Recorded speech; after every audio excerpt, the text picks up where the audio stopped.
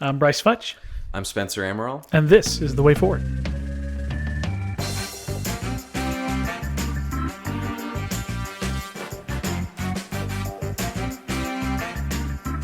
Welcome back to The Way Forward podcast. It has been a hot minute, to say the least, since we recorded last. Life got very busy last fall, especially through the Christmas season. Brooke and I had a baby. Spencer has been basically raising a baby in the sense of our church. Lots of needs across the Christmas season with some different services and all of those, all good things. But it's just kept us very busy. But we're excited to be back. Great to Welcome be back back. with you, Brice. Yeah. We're going to kick off. This recording is the second week of March, somewhere right in there. Back from the front porch, the good cigar and a decent view. Light traffic, which you might hear in the background, but we won't let that get in the way of some good conversation. Wanted to kick off this week because we think some momentous things have happened. Last week, we had the State of the Union address, which was, I think, a uniquely American moment. I think President Trump has done a phenomenal job of making them not just policy speeches, but actually moments that retell the American story and remind us of how good it is to be an American, whether that's saluting the Olympic gold medalists, whether that was providing medals to war heroes, whether that was comforting parents who've lost children, and really going back through the greatest hits of this last year and the things that we have accomplished. I find it interesting. I'm reading a book on the Depression right now, and one of the things they talk about is Roosevelt kind of adopting the slogan that happy times are here again. Once some of his programs started really getting some traction. And I think that's an important thing for us to remember because while life is far from perfect, right? The inflation is still hurting us right now because of the Iran crisis or the Iran conflict. Gas prices are up. There are things that are not great. But having that positive outlook as Americans, I think, is really important, right? Believe it or not, I don't often look to the leadership of Jimmy Carter. However, Jimmy had a speech called A Crisis of Confidence. His Crisis of Confidence speech, I think, was a unique speech in presidential history. I think it was very good. I think it was very well timed, very well written, very well delivered. And in it, he basically says that for the first time ever, Americans are less enthusiastic and less convinced that their children are going to have a better life than they have. And it's a crisis in confidence of who we are as Americans. And I think we're going through a similar time right now. I think President Trump is doing his best to show us what this American experiment can do and can be. With America 250 right around the corner coming into July, I think there's a unique opportunity for some really good American sentiment going into the elections in the fall. And I think that makes a big difference when people are trying to decide the direction that their politics are going and they want their nation to take. Spencer, what were your thoughts? What did you think about the State of the Union and anything that was kind of leading up to that? Hey, Brice. State of the Union, it was the longest one ever. It was. Right? So it's history making in that way. I think I agree with what you're saying, that it's nice to be able to point to progress, good things that are going on. Whether that was the U.S. men's hockey team bringing home the gold medal at the Olympics, which was a great story. You know, the Olympics are always going to get you feeling more patriotic anyway. Yes, indeed. Now we have the World Cup to do that. That's for right. us as well this summer, and suddenly we'll all enjoy soccer again. But USA. For the State of the Union, I think that, obviously Trump, he's thinking about the midterms. He knows that the sitting party normally doesn't do well in the midterms. That's right. And he's anticipating that, and he's trying to make an abundance of clarity on what the issues are, what's at stake, and where people stand on things, which is why it was so interesting to see him just continually say, can we agree on this? And then he would throw out an idea, and you would see who stood up and who didn't stand up. And they were basic ideas, right? They were not anything that was out there crazy. They're 80-20 issues, right? 80% of the American public agree with the president's statement. Right. But it put the minority party, the Democrats, in a position of looking like either they were kind of getting pulled along into his vortex, right? That's right. Or they could just sit and give him the cold shoulder. And not engage in the game. And they chose not to engage in the game, right?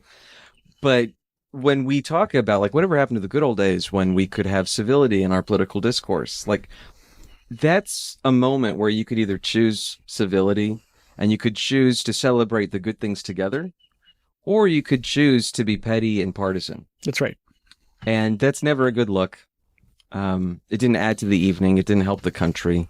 I just think it's important for us to acknowledge in hindsight, that's an important moment to really overcome yourself and put your ego aside and choose to celebrate anything that is celebratable for the good of the country. That's right.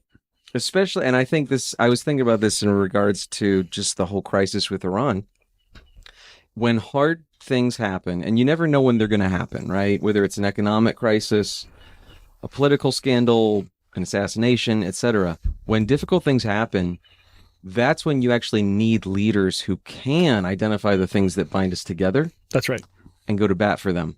And if all of your politicians and all of the people that you know and recognize spend all of their time being petty, you might overlook that in the short term.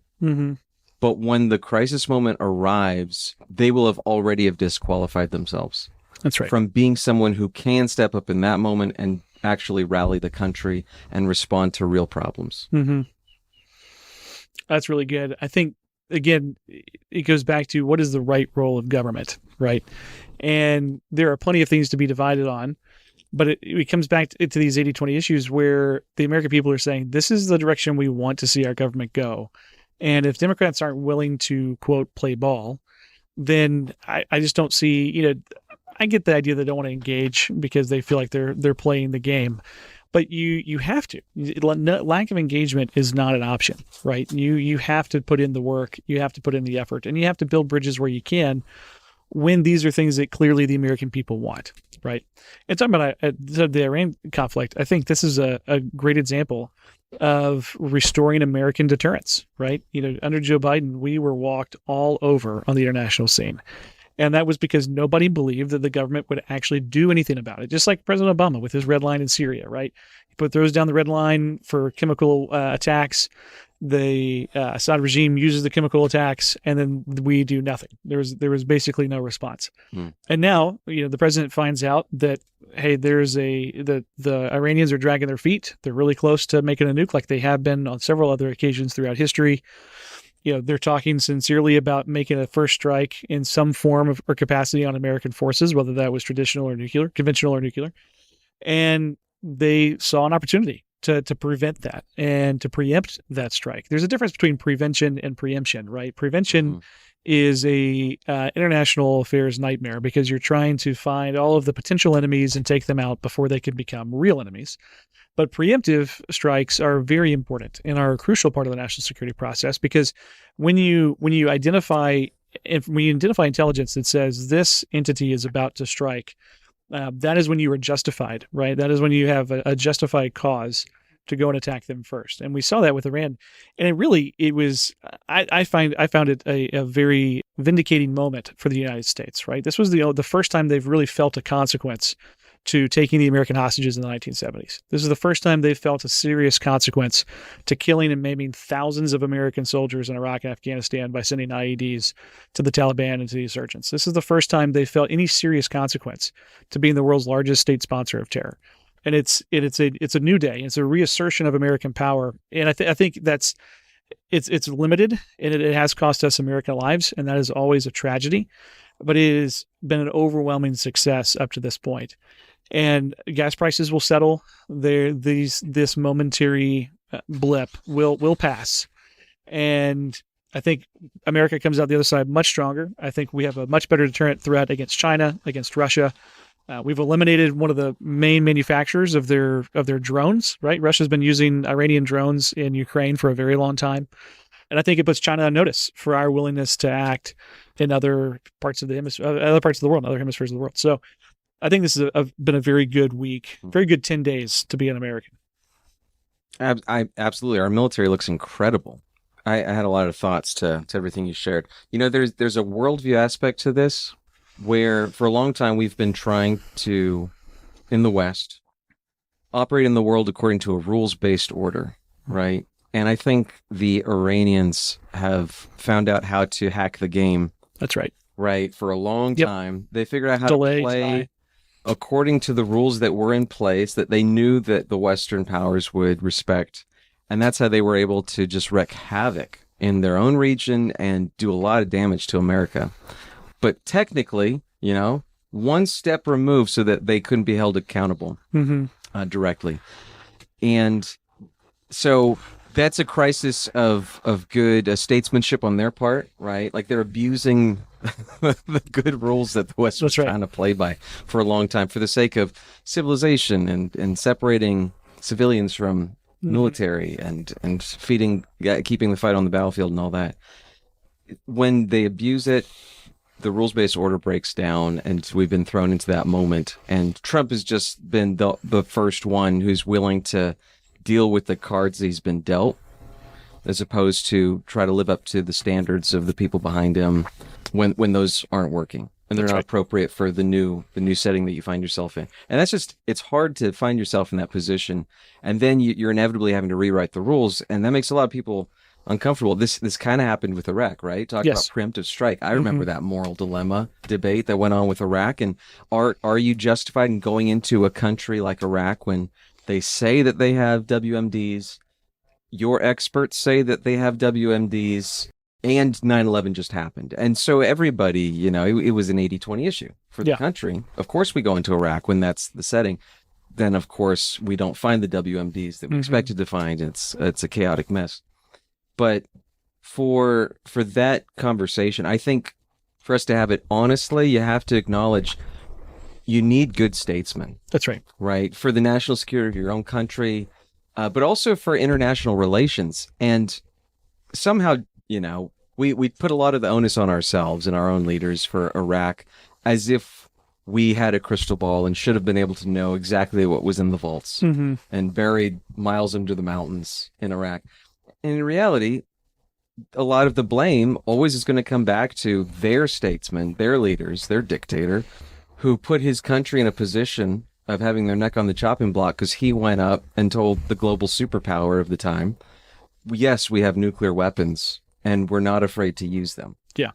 And now Iran has replayed that same failure of judgment, right? Of spitting in our eye. And I don't know what their confidence was in. And maybe it was in the fact that they thought they were close enough to getting the nuclear weapons that they wanted. Or maybe it was in a sense of, history repeating itself and the Western powers not being willing to strike preemptively in a way that actually would have dealt with the problem before it was actually a problem, right?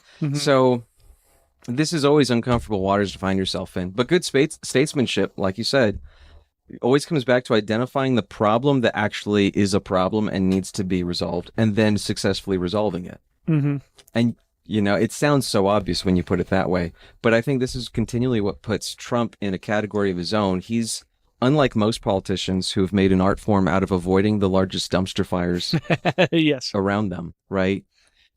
And then getting photo ops of, picking up a gum wrapper off the sidewalk. Donald Trump has made it a habit throughout his life.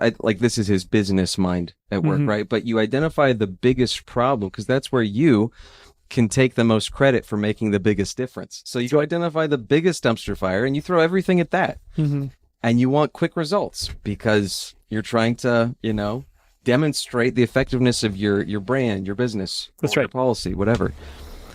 And I think that does lend itself to good statesmanship, which at the end of the day has to be focused on the welfare of your people and the well-being of your society as a whole, so that we know that we are leaving a better country and a better world for our kids. That's right. When we're gone. Yeah, and I think from a statesmanship, State Department view, it feels like we are finally starting to act like the superpower that we are. Right. If you look at the intervention in Venezuela, where we went in and kidnapped Maduro, it was an incredibly skilled military operation. Right. And it was quick. Unbelievable. It was quick. It was fast. It was effective. And that's the time. So we saw something like that in Afghanistan right after we went in, right? That I'm trying to remember the name of the movie. There's a movie about it, but basically we go in right off the bat. We take out the terrorists that we believe were really behind 9/11. Obviously we couldn't get to Osama bin Laden at the time, but we basically destroy the Taliban in Afghanistan. And that's where we should have left it, right? And then we should have got out and come home, right? And we didn't do it. we decided that we wanted to nation build and we wanted to insert boots in the ground. We thought the neocon fallacy is not that we can intervene when and where we decide, respond in a time and place of our choosing. The neocon fallacy is that these other governments and these other people have a natural predisposition to democracy and to American and Western democracy specifically, and that is the only valid form of government which they can have. And time throughout history has shown us that is not true, right? Whether that was in Vietnam under the French, whether that was in Vietnam under us, whether that was in Afghanistan or Iraq even, these things have not gone well. But if we go back to what we do really well, which are these fast strikes, well-timed, well-articulated, very specific mission sets, we can pull them off with great skill. We did that 8 months ago when we reset the clock with bombing those nuclear storage facilities and enrichment plants in Iran, which reset the clock on the diplomatic piece. And then when we saw that they were not continuing to act in good faith, we went a step further and did what we needed to do. And I think that gives us, again, much greater deterrence when working with other bad actors. We also saw a massive military operation in Ecuador against narco-terrorists. We've seen Mexico take some heat recently from the cartels for their actions there. And I think America is leading the way on these things and these actions, and they're doing it with great skill. And it's a beautiful new day in American foreign policy. I read a great piece. It was in a newsletter that I'm signed up for. I forgot who wrote it. But it was basically commenting on the fact that the success we're seeing in Iran right now is a testament to the fact that the U.S. military has been working overtime for the last 20 years, ever since the Pentagon did some war games back in 2002. That's right. Right. Yep. And we lost. We lost magnificently during those war games. And there was a Marine general who was tasked with being the opposition, right? And controlling the opposition forces, which were as the article put it, a thinly veiled Iran, right? That's right. And he broke the game, and he did so much damage to U.S., fleet and loss of life that they ended up scrapping it and saying, we're going to restart with new controls. Yeah. Restart the game. And he quit at that point because he'd made his point. But for a long time, that was brought up by, critics of the U.S. military, and the idea that we could exert military might as proof that it cannot be done, when in reality, that was an important building block in our military learning what to preempt for, what to pregame for, and plan ahead for. And clearly they did it well, because we're seeing Iran have zero success anywhere in their response. Yeah. Right? Which is, it's so deeply impressive on the part of our military. And these are faithful men and women who have been, in large part, serving in the shadows, right? Quietly preparing, planning for the right moment. And then it comes back to the statesman to identify that moment and pull the right triggers. We're going to continue to figure out, I guess, more info of how advanced Iran really was. Mm-hmm. But what says a lot is when they come to the negotiation table and they start bragging about how much enriched uranium they have and how close they are to having a dozen nuclear weapons. It tells you a lot about who you're dealing with. And at a certain point, when people tell you who they are, you have to believe them. That's right. Lest you find yourself cleaning up another tragic mess that should have been avoided if people had just done their job. Mm-hmm. Yeah, that's absolutely correct. I think the other piece here too is kind of the general move of the American economy right now. And I think we just had a really bad jobs report for February. I think we lost 92,000 jobs, which was surprising. Not something that a lot of folks saw coming. We've seen some pretty significant job growth in the last few reports. We've seen a decrease in inflation. Overall, housing interest rates are coming down, potentially starting to move this from a seller's market to a buyer's market. There are really good signs that the economy is on the rebound. Now, obviously, these last couple of days, oil prices have shot up, gas prices have increased. The Dow took a pretty good hit because of it, but all of that will be regained in short order, right? This is not a long-term problem. If you're not familiar with a lot of the insurance world, Lloyd's of London is right across the street from MI6. And they get a lot of information from MI6 about different threats and all of those types of things. And that's kind of how they set their larger insurance rates. So, for example, all of the shipping that goes through the Strait of Hormuz, the vast majority of those oil tankers were insured by Lloyd's of London. And the fact that Keir Starmer was surprised by that shows that there's probably a breakdown there in the way that intelligence is being shared.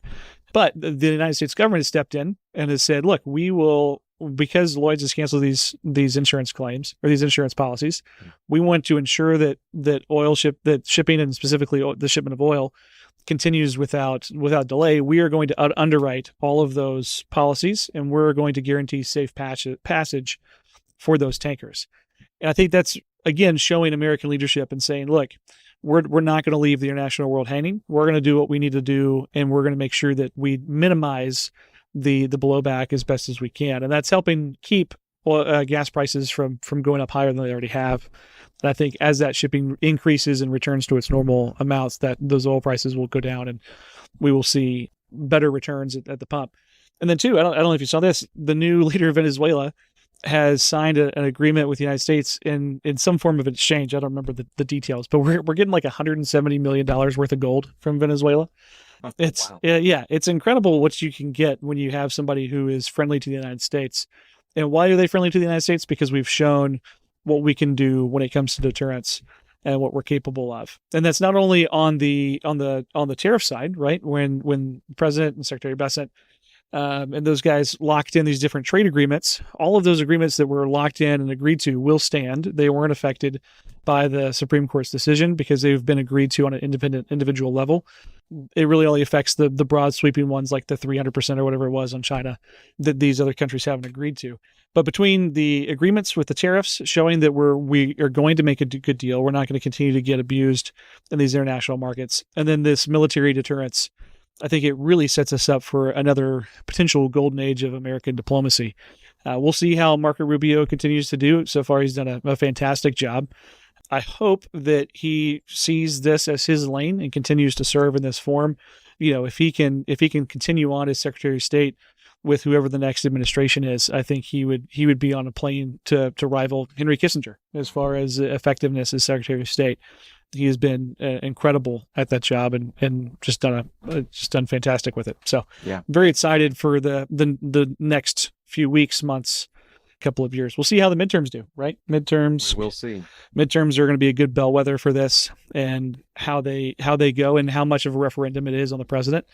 You know, a lot of folks are expecting us to lose a lot of seats. A lot of people in Georgia that are running statewide are concerned less about winning their primary in May and more about winning their seat in the general election in November. We'll see how these things make a difference to the average American, and if they really do start to feel that relief. Yeah. So can we talk about one other aspect of this? Yeah, absolutely. And obviously, there's a lot of blowback in American media on the strike on Iran. And a lot of what I've noticed is a really sharp criticism of just the tone, right? Of course, it's always tone. But it's the way in which Trump talks about this stuff. It's the way in which Hegseth talks about it. And for sure, there is a difference in the tone, in the way in which we talk about our military prowess and victory from, this current moment, as opposed to, say, the way FDR was talking about Sure. American military might and victory during World War II. Mm-hmm. And I was just thinking about what that says about the shifts in American culture, but also what it tells you about what, our current leaders view as their job. Like when Hegseth gave his briefing yesterday, Mm-hmm. he has to spend a lot of his time like giving a pep talk That's right. to the American people and to the press and trying to create a galvanization there and a sense of confidence. Mm-hmm. And it's just so odd that it seems like what we're seeing is an unbelievable and hard to comprehend might and competence in the U.S. military Mm-hmm. that is, counterbalanced by an innate pessimism and lack of confidence in American society That's right. and media. That's right. Yeah, we don't believe the most. I don't want to say the average American, because I hope the average American does believe this. But there are a lot of people who live in the United States that don't believe in American exceptionalism anymore, right? And some of that's well founded, right? 4 years of Joe Biden was rough. I mean, very rough. We saw, I mean, just basically anything that could go wrong did go wrong. Whether it was, soldiers that were turning over classified secrets to our enemies. Whether it was massive amounts of inflation, interest rates skyrocketing, trouble in the economy, I think that is a little bit of a form of a national trauma, right? And it takes us some time to get out of that and get out of that funk. And again, get around that crisis of confidence, right? And start believing in ourselves and our institutions again. I am a bit of an institutionalist. I do enjoy a good institution. And I think we've seen they're necessary. They are. You're either going to have rule by healthy institutions or rule by people. That's right. And that is what scary. They want to do. That's right. And I think our institutions are being revived. I think they're being renewed through this new leadership, through the elimination of a lot of these harmful practices, right? Like DEI, et cetera.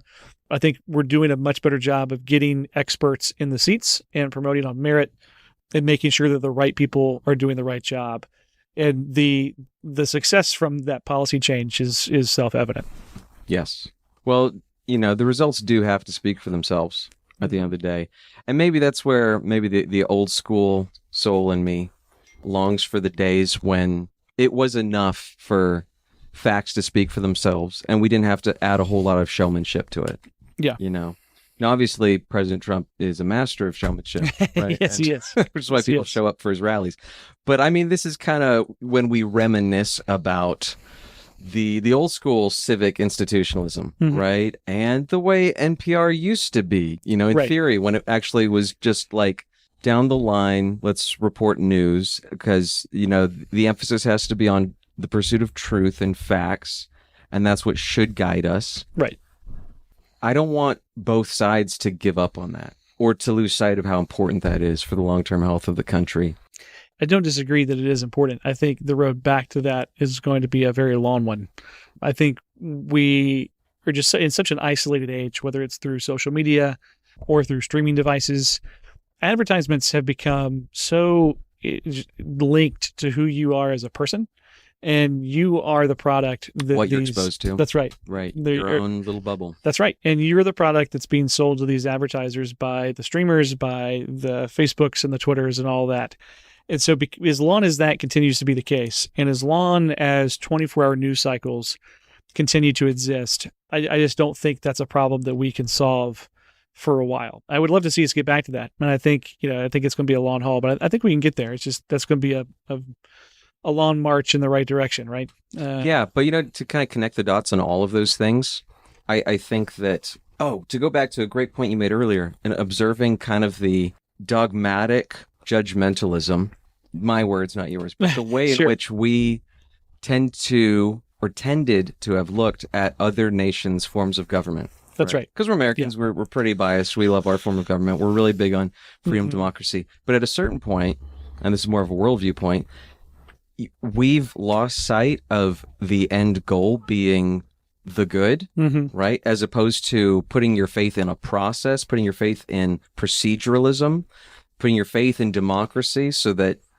are we really supposed to believe that democracy always produces the best outcome? Always gets justice right? No. Of course. So you can't lose sight that these things are distinct in of themselves. Doesn't mean procedures don't matter. That's right. Or process doesn't matter. I love the American form of government. I think it's a brilliant conception that the founders put together, but they were aware of all these things, and that's why they give us a mixed form of government, not just one thing, and tell us to dogmatically believe this is the silver bullet that will save your soul. Yeah, Jesus is the only thing that saves your soul. that's right. Otherwise, we're all navigating a really messy world. And to do that well, you have to know what the goal is, like where are you actually trying to get to as you navigate this jungle. And that's where an articulate understanding of the good and justice and righteousness and being a force for good and making a positive difference in the world. Hopefully these don't become cliches. That's right. They become cliches when we map them onto our own systems and processes, as opposed to real world outcomes. And so to bring it back to what we're seeing President Trump do, we just have to remember that justice does not require passivity. That's right. Freedom means you actually have a say in the world. And I think that this ought to be to the greater confidence and boldness of all good men and women everywhere around the world. As the great Americans of the past used to call it, the freedom-loving people of the world. That's right. That's right. You have a say in how you're going to live your life and what you're going to fight for and what you want the world to look like when you leave it to your children. And so make the most of that. Mm-hmm. Social media really breeds us to be passive consumers. That's right. Maybe that's the best possible pitch on becoming an influencer as opposed to yeah. But don't forget that you have a say in what's going on around you because you're here too. That's right. A basic concept of democracy. But too often we fall into like Star Wars morality where the Empire is the bad guy and therefore we assume that if you win, that's not good. Right. If you have the power, that's not good. Right. In reality, everybody does have a certain amount of power by virtue of existing. The question is what you do with it. That's right. Yeah, it's very good. I think to go back to the Star Wars analogy, right? The Empire as a whole, I'm trying to remember which one this was from. I'm trying not to be too much of a super nerd here. But basically, I think it was one of the newer ones. I was in the Obi-Wan series. We were watching that the other day. One of the guys says, there's nothing wrong with some good order, right? And talking about the Empire. Sounds pretty Anglican. And I think there's different versions of the Empire, right? You look at the British colonial empire, and it attempted to civilize a vast majority of the world, right? The reason India is a functioning democracy today is because of the influence of Great Britain. They would not be where they are without those years of colonialism. Now, were there some atrocities done in the name of colonialism? Absolutely. Does that justify it? No, it doesn't. But we can keep the good and throw out the bad and not just cancel the entire movement, right? And so as the United States uses its influence and power around the globe, we are doing some similar things, right? We are deposing dictators. We are taking out people who are intrinsically bad that have continue to show bad faith in all forms of diplomacy and in those conversations. And I appreciate the approach in Iran is like, look, this is your country. You're going to have to rise up and do it yourself. You're going to have to figure out how to rule this thing. And there will be a vacuum for a little bit, and that's okay. And if bad people keep putting their head up, they'll keep getting their head cut off. Like that's, and that's not a French Revolution remark. That's, we've killed the last 3 Ayatollahs. Like it. That's right. That's right. But we've knocked out the last 3 Ayatollahs because we're sending the signal that this is not an acceptable form of government, right? This is not something that we are going to support or endorse, because if it is, then we'll end up right back here in 15 years. But at the same time, we're not putting troops on the ground. We're not committing resources to say we're going to go in a nation build, and it has to be a constitutional democracy, and it has to look like the United States. I think we're drawing a good line there. Right. Which also means you can be a little more accepting and gracious towards, different systems, different approaches, different cultures around the world. Yeah. But you don't take your eye off the ball, which is a more ordered and peaceful That's right. world community. Which is a function of government. That's one of the reasons God created government, is to do those things. Well, you have to. The question is somebody going to do something about the bullies? That's right. If you don't, might will make right. The strong will triumph over the weak all day long until somebody says justice is worth actually sticking your neck out for. That's right. That's really good. Let's make a little pivot. So we've talked a lot about these things in the Anglican world. Some big things have happened since the last time we recorded. The Church of England has appointed for the first time a female Archbishop of Canterbury. We, obviously are in opposition to that. The global South movement has decided to leave the Church of England and say this is, we've warned against this. We've pleaded for this not to be the case. This is a bridge too far. And currently that fellowship called GAFCON, Global Anglican Fellowship Conference. Did I get that right? It's something like that. Yeah, something close to that. Anglican Futures Conference. There it is meeting to elect basically a new version of the Archbishop of Canterbury, first among equals, to help us, help our movement. There's a lot more to it than what I've just described. Would you care to give us kind of a rundown on what that looks like in the state of the Anglican Church? currently. Tell me that you want to talk about this. Okay. I did not. Surprise. Let's get some unfiltered thoughts here. Blind. Not currently vested, so you can speak a little more freely, possibly. So, I mean, there's good and there's bad, right? Bad. It's always bad when you see disunity among Christian brethren and greater schism in the church. It's good when you see men and women of faith standing up and continuing to put Christ above all.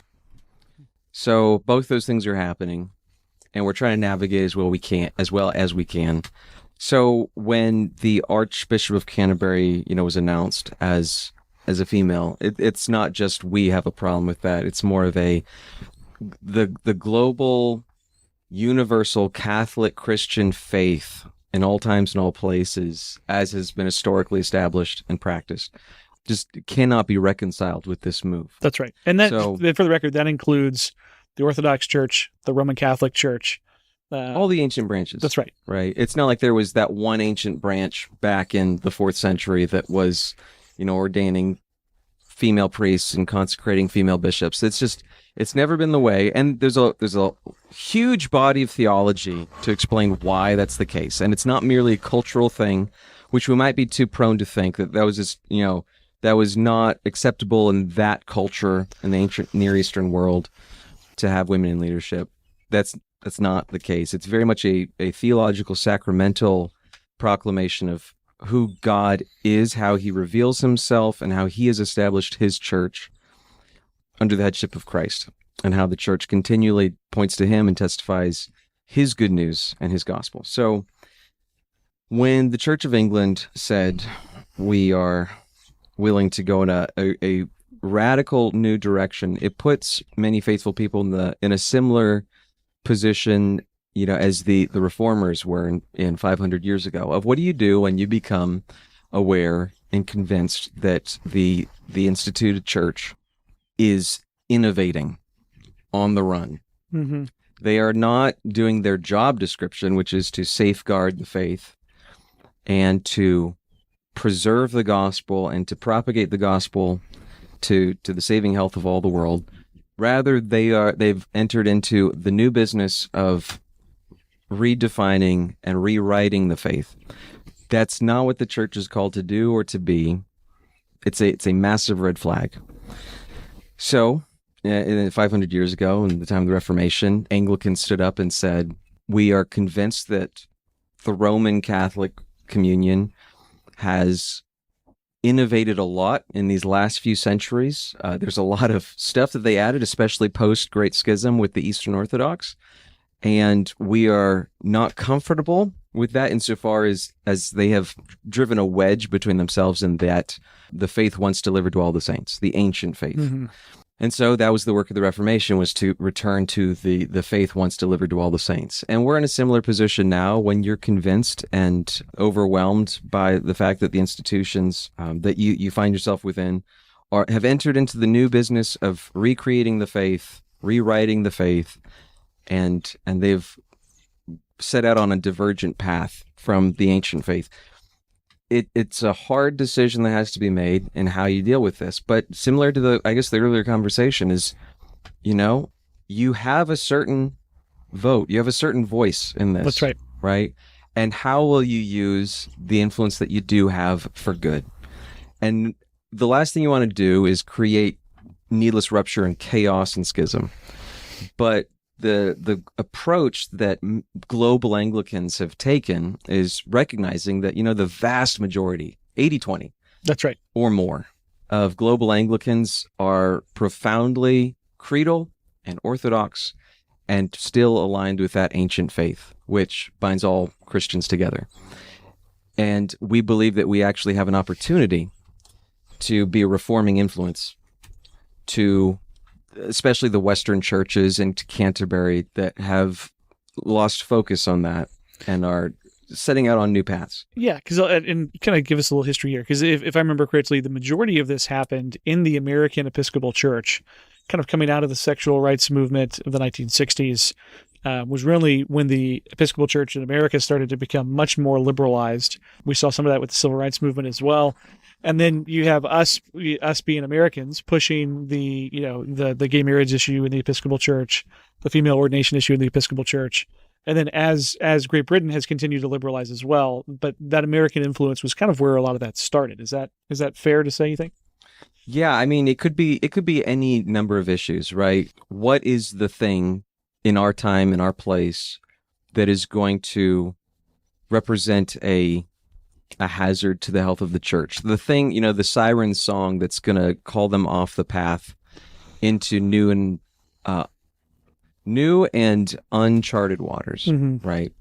Well, I mean, even with us, right? We're part of the Reformed Episcopal Church, which was started post-Civil War, right? We were the first ones to call out some hypocrisy within the church, right? And there was not a way to solve it in the time, and so we created our own not version, but our own distinct diocese. I guess, how would you describe that? Right. Well, there was a contingent of Episcopalians under an Episcopal bishop who basically had a rupture with the Episcopal Church, and the main issue then. There were a lot of things. There's always a lot of things. That's right. And most movements it's not just one that live are a combination of interests, right? That's right. But the big issue for this Episcopal bishop was his heart to reunify Protestant Christians in America, because he was grieved and overwhelmed by just how disunited the church is in America. And it's kind of a byproduct of religious liberty that we have. And that offers many blessings. But, the reality that we find ourselves in America is that it seems overwhelming, especially new people entering into the church, because it looks like there's 40,000 flavors of Christianity. That's right. And many of them seem very, very much in conflict or contradictory to one another. And so who do you take seriously? And if you really just want to know Jesus better, who do you listen to? We're not making it easier on these people, and we're not helping the work of the gospel to go out by presenting people with 40,000 flavors of Christianity. We should be doing the thing that Jesus told us to do, which is to be one.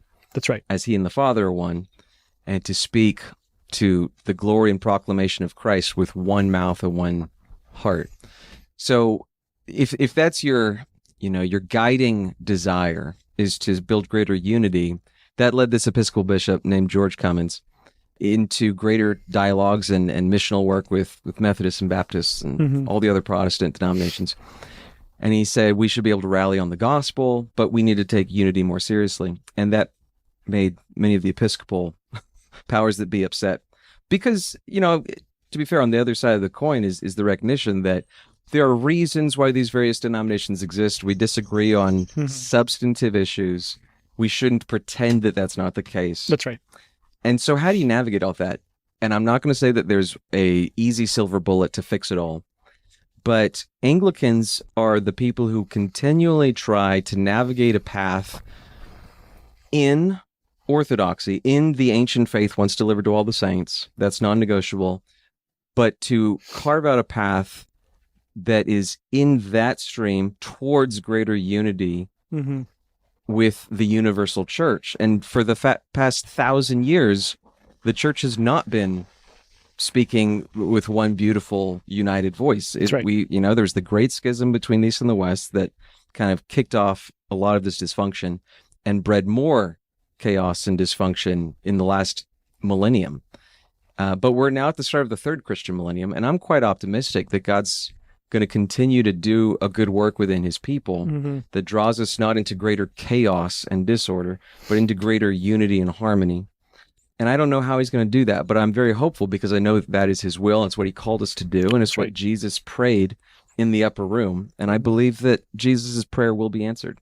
Yeah. And so we always seek to be faithful to the gospel once delivered to all the saints, and to take that faith and not allow that to become basically my ticket to self-justifying my isolation and disunity with the rest of the global body, but rather to forge new paths towards greater unity. And it's hard to do that when, as you're going about on that mission, people inside your tent decide that they want to start rewriting the faith or re-articulating what we believe in, and suddenly they're letting go of the creeds and they're letting go of a lot that really matters, and you can see that they have a new agenda and new pet issues which matter more to them, And where do these things come from? Well, they just come from the culture around us. They're the idols of our time and our place. They're the things that the world gets wrong. And if we're not careful to distinguish, what the world gets wrong and why and how we respond to that in charity and with a heart for mission, we'll be prone to allow these cultural gods to get smuggled into the life of the church, and eventually that tail will start wagging the dog. That's right. That's exactly what happened. That is what happened. I'm not a doomsayer. All of this will be overcome. It's not only that it can be overcome, it absolutely will be, because we know who wins in the end. That's right. So I'm very optimistic always that faithful people with a heart for retaining, receiving, and continually propagating the ancient faith, the gospel of Christ, and to seek to do so in greater unity and harmony with other faithful Christians around the world. As long as we can hold on to both those things at the same time and try to navigate this messy world with some wisdom and some charity, God's going to do great work through that. And the world needs it. Yeah. The world needs the church to speak loudly with the voice of clarity and truth. Absolutely. I think it's going to be very interesting to see how the Global Anglican Fellowship really moves forward in this and in this desire to unity. Pope Leo has shown some real desire for church unity in a lot of different ways that I don't think a lot of people saw coming. It's going to be a very interesting few years in the future of church history. Me too. Well, my private theory is that the real gap that needs to be overcome is between the East and the West. Mm-hmm. And my own theory is that once Rome and the Eastern churches reconcile, that this has not been aided by the fact that the East is more disunited now post the Russia-Ukraine war. Right. But for the East and Rome to overcome their 1,000-year schism would be just what's the right metaphor? It would be an unbelievable amount of momentum and wind in our sails for pulling the global church back together around the things that matter. And part of my, reason for saying that is in order for these two very established, very old traditions, communions, right, to come together, they would have to be able to choose unity on the essentials. That's right. Rather than insisting upon their own, quirky distinctives and saying, well, we can have unity once the rest of the world, buys into my quirky distinctives. That's right. So Anglicans try to keep the emphasis on the right things by saying, what was the faith that bound together the first 1,000 years of Christians? That iteration of the faith, if it was enough to bind Christians together for 1,000 years, it should be a wonderfully helpful guide and a sufficient picture of the faith to bind Christians together today. So, and that's where we get the councils and the creeds, the scriptures, the writings of the great church fathers. All of that occurred in the context of a united church. And I would say the more time we spend understanding and receiving that faith and allowing that articulation of the faith to rebind us together, the more inclined we will be towards greater unity in the future. Yeah, that's really good. Really good. We've covered a lot of ground today. It's been a good first episode back. We have a lot more to cover. It's going to be a crazy 2026 election cycle, both here in Georgia and around the country. We'll definitely have some commentary on that as we progress. But very grateful for the time. Appreciate you being back. Grateful for you, Brice. Yeah, it's good to be back in the saddle again. Hopefully you'll hear from us again within the next 3 months. Sounds good.